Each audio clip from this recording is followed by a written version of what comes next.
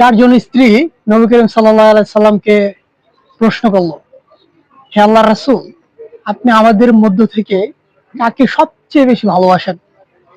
তখন নবী করিম সাল্লাল্লাহু আলাইহি সাল্লাম উত্তর দিলেন, এই কথাটা আমি তোমাকে এবং তোমাদেরকে কালকে জানাবো। রাত হয়ে গেল, রাত্রে না সে চারজন বিবির কাছে গেল। প্রথম জন বিবির কাছে গিয়ে 2টা খেজুর দিল এবং দ্বিতীয় জন বিবির কাছে গিয়ে 2টা খেজুর দিল। এভাবে চারজন বিবির কাছে গিয়ে তিনি 2টা করে খেজুর দিয়ে আসলেন। তখন পরের দিন রাসূল সাল্লাল্লাহু আলাইহি সাল্লামকে প্রশ্ন করলেন, ইয়া রাসূলুল্লাহ, আপনি তো কালকে বলেছিলেন যে আমাদের মধ্য থেকে সবচেয়ে বেশি কাকে ভালোবাসেন এটা বলবেন, আজকে বলেন কাকে সবচেয়ে বেশি ভালোবাসেন। তখন নবী করিম সাল্লাল্লাহু আলাইহি সাল্লাম বললেন, আমি কালকে যাকে খেজুর দিয়েছি 2টা, আমি তাকে সবচেয়ে বেশি ভালোবাসি। তখন বিবিরা তো খুশি হয়ে গেলেন। তখন বিবিরা খুশি হয়ে বললেন, বুঝতে পেরেছি।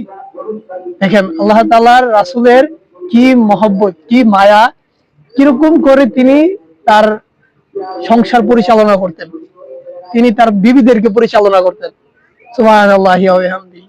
তিনি সমানভাবেই তার তার স্ত্রী ছিলেন 11 জন, তিনি 11 জনকে সমানভাবে তার দায়িত্ব পালন করেছেন। এই ভিডিওটা যদি প্রথম শুনে থাকি, হাদিসটা যদি প্রথম শুনে থাকি, অবশ্যই অপর ভাইকে শেয়ার করে জানিয়ে দেব।